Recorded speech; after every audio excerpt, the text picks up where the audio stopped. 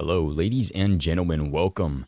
This is Azrael Dame. We are back on Baldur's Gate 3, where we go through and do everything the game has to offer. Jumping right on into it, continuing off from the previous episode, where we killed the owlbears back at the front gates.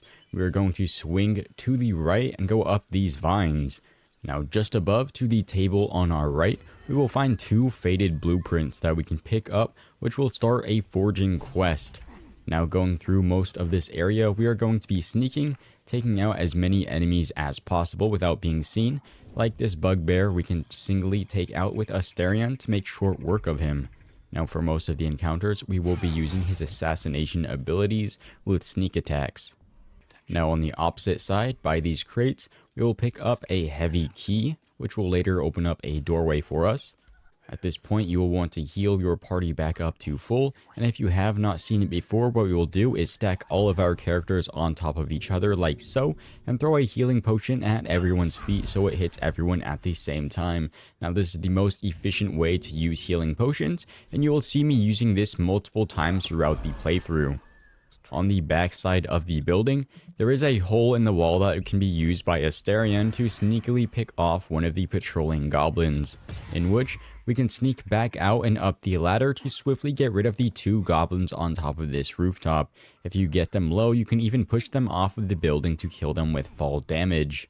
While doing this and taking out these two, however, the goblins on the adjacent rooftops did take notice, which is fine because we can now use our crossbows and shoot them down with advantage while they make their way on over to us.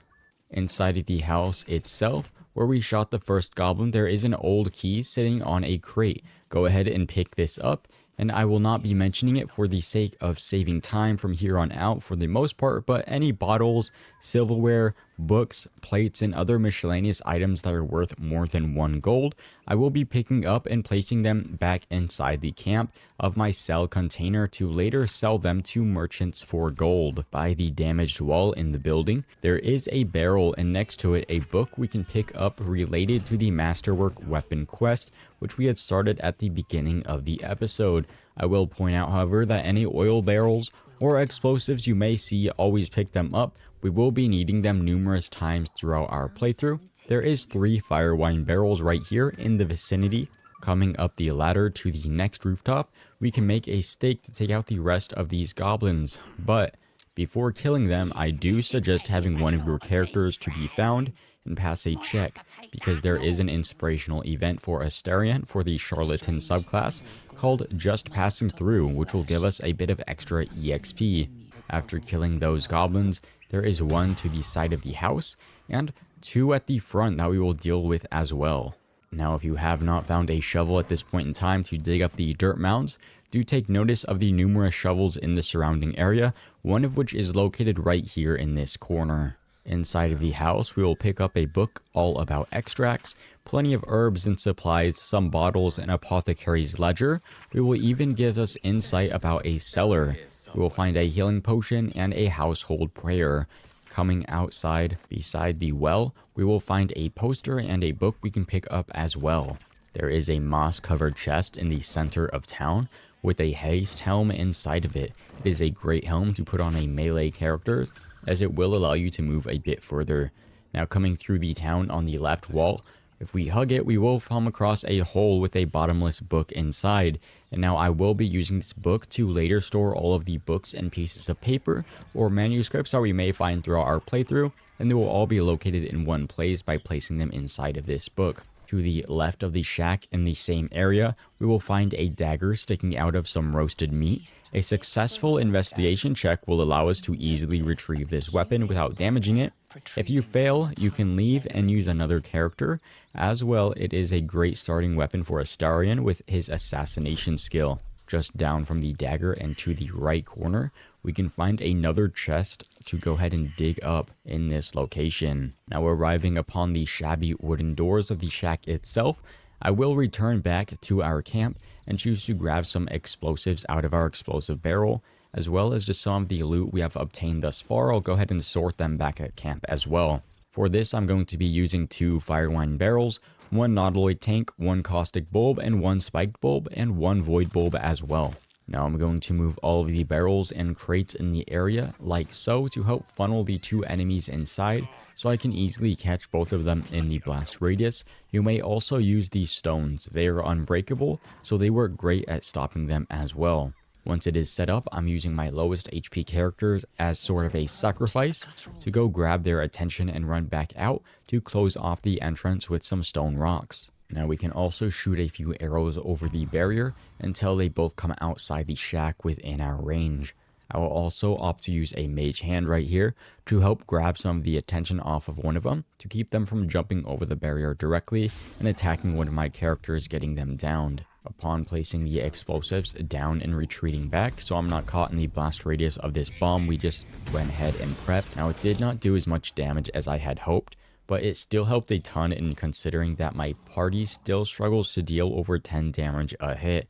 Now after finishing them off, there is 2 books inside the shack we can pick up with the possibility of finding gems and camp supplies in the barrels. Now that my party has reached level 4 from this encounter, it will make taking out Lump's party of 3 that much easier to do. And to do this, we are going to climb up on top of the roof and shoot as many arrows and fireballs as we possibly can. You can use things like Scorching Ray and even a ice knife to help slow them down as well. They can climb on top of the building, but it will take them multiple turns to reach your party, in which case we are going to target one at a time because we can manage 1 to 2 of them and survive by cheesing the rest of the fight. But if 3 lock onto us, we will effectively be party wiped. Now their acid attacks can be more scary than their physical attacks, as the acid can kill multiple party members at once.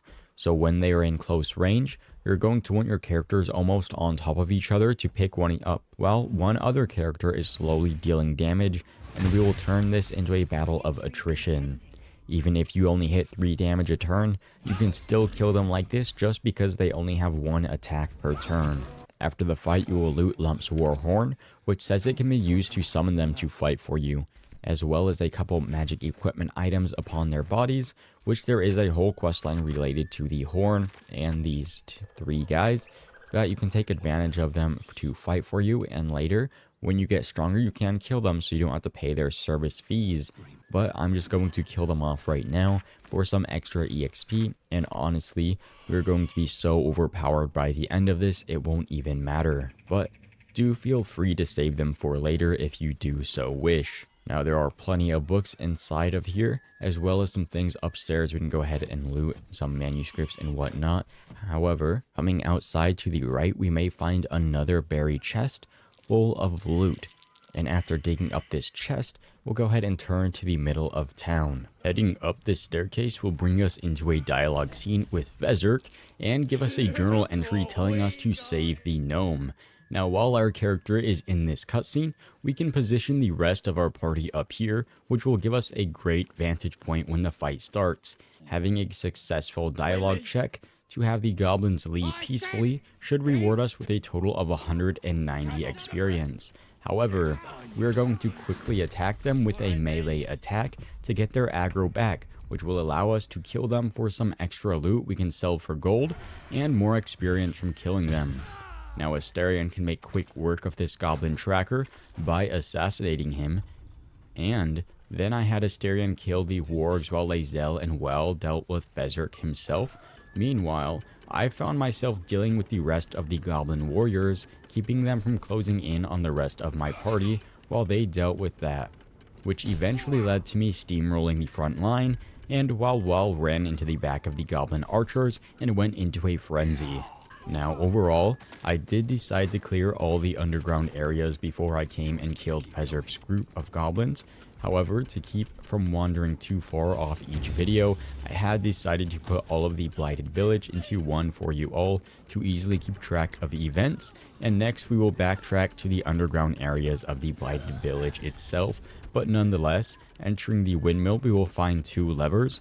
Do make sure to use the one titled Break Lever, or else you will send the gnome flying off into the bloody sunset, as I did my first playthrough. I mean, come on now, the quest said to release the gnome and I clicked the lever titled Release Break. You can't blame me for sending his knickers flying off into the wind. After releasing the gnome and taking the last of his belongings for myself, it will complete Wells' inspirational event for the folk lore hero. Returning to camp and choosing to bring Shadowheart to this location will trigger a couple more of her character events when taking to this statue, and we can ask her a few questions. Now, being far from your charismatic paladin, being an oathbreaker myself, I intimidated my fellow ally and coerced her into telling me her life story, threatening to beat her up, but somehow earning her approval in the process. I think she's really coming to trust me, telling me her biggest secret. Yep, sounds about right.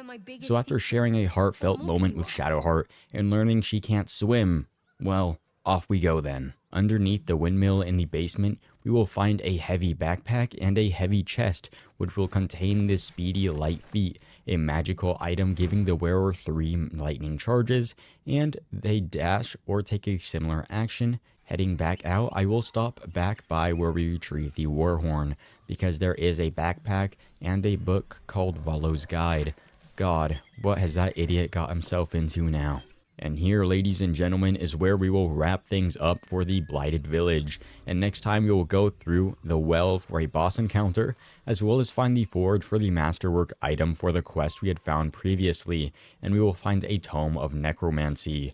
On that note, hit that subscribe button below so you do not miss the next one. This has been Azrael Dame, signing off.